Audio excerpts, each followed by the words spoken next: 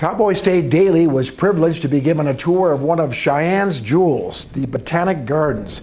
And who better to give us that tour than the man who worked for decades to make it happen, Shane Smith. Smith was director of the gardens for over 40 years, the first 9 east of Cheyenne where the gardens were located, and the last 32 years in Lyons Park. Smith retired as director in 2018 and transitioned to the Friends of the Botanic Gardens, where he volunteers as executive director for the nonprofit organization. A couple of months ago, the City Council named the Cheyenne Botanic Gardens Grand Conservatory the Shane Smith Grand Conservatory. A lot of people in town have no idea how rare this is. You would never put a botanic garden in a city this size, number one. Usually you need 500,000 people to support a botanic garden that has a professional staff and grounds and a conservatory.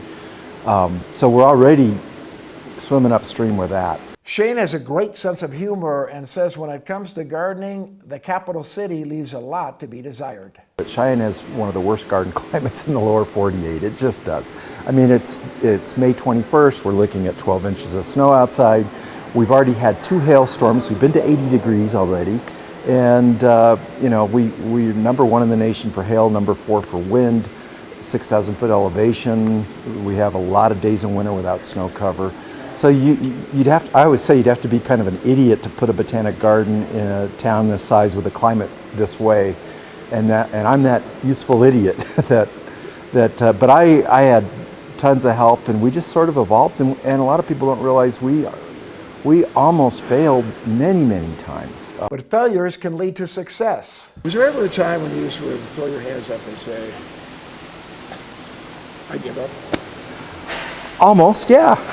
There were a lot of frustrating times where money was tight and things would be going wrong and vandals would come and destroy things, and we just couldn't get things repaired. And yeah, there were tough times, but we were optimistic and had just great volunteer support, and again, that can-do attitude. Just go check out the Botanic Gardens and see what he, his staff, and volunteers have done. The observatory is high-tech, state-of-the-art, and banana, coffee, vanilla, and chocolate plants amongst so many other exotics. It's come out chocolate-colored, yeah, they do, and just fragile and thin and droopy, and then over time they get strong and pop up. The new Botanic Gardens and the renovated old one where they grow plants were built with 6 penny money voters approved in 2008 and 2012. But that was for the building, not anything else including the plants. They were short $2 million. Through the Friends of the Cheyenne Botanic Gardens and an agreement with the city of Cheyenne, Mayor Kaysen and then Mayor Orr, we were able to fundraise through that nonprofit arm with naming rights and campaigns, and we raised that $2 million that was needed to outfit this building. All right, Shane.